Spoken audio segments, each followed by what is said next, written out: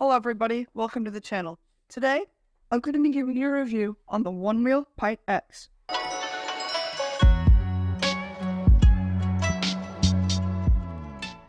Now before we get started, it's important to note that this isn't Onewheel's only model.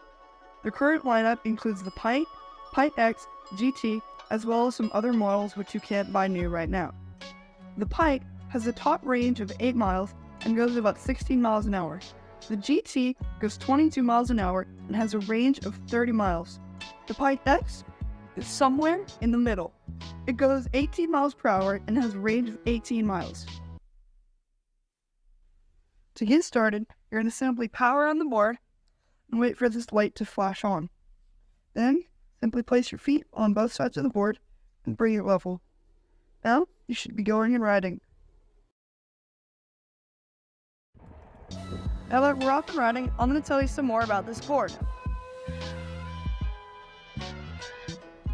First things first, let's talk about speed. This board goes 18 miles per hour, which on paper doesn't sound like a lot, but trust me, it's more than enough. You'll know you've reached your max speed when you feel something called pushback. What pushback does is when the board is going really fast and the nose is pointed down, pushback will push the nose of your board back to let you know that you're going too fast and it might be potentially dangerous. In addition to pushback, Onewheel has recently added a feature called haptic buzz. What this does is when your board is going too fast, it'll vibrate and make noise. Next, let's talk about range. Range just means how far you can go on a charge. Onewheel advertises their range at about 12 to 18 miles. I find that to be pretty cheap, and personally the farthest I've ever gotten off a full charge is around 16 to 17 miles, give or take. This long range means you're going to be able to go to about any destination you want. This long range is great for getting around the neighborhood, to school, work, or trips to the grocery store. But speaking of trips to the grocery store, the Onewheel has to be the most utilitarian electric vehicle out there. You basically are on a hands-free skateboard, free to do whatever you like. If you download Onewheel's app and connect your board, you'll be able to select for 4 different ride modes.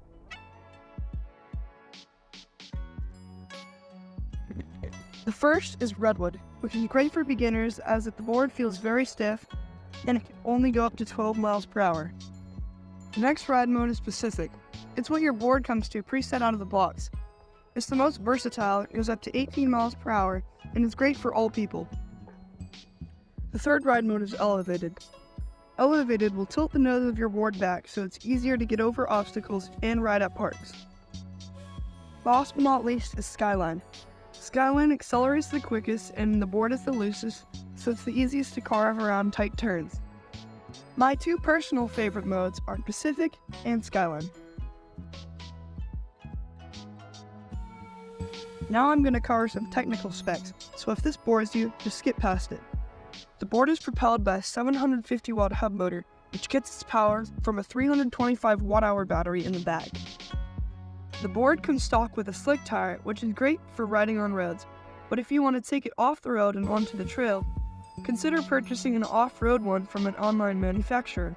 Some upgrades I've done to this board to make it my own include a green fender that I got from Onewheel, and some Back to the Future inspired rail guards that I got from Craft & Ride. I'm now going to head back to the garage where I'm going to cover some pros and cons. As I've already talked about, the Onewheel has its pros from its versatility, speed, and its range. But there are also some cons, which I'll tell you about right now. The first con has to be the price.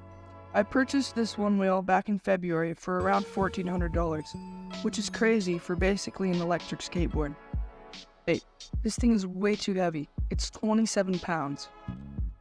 If you're willing to look past those cons and accept the Onewheel for what it is, it would be a great electric vehicle for you. I hope you guys enjoyed. Thanks for watching.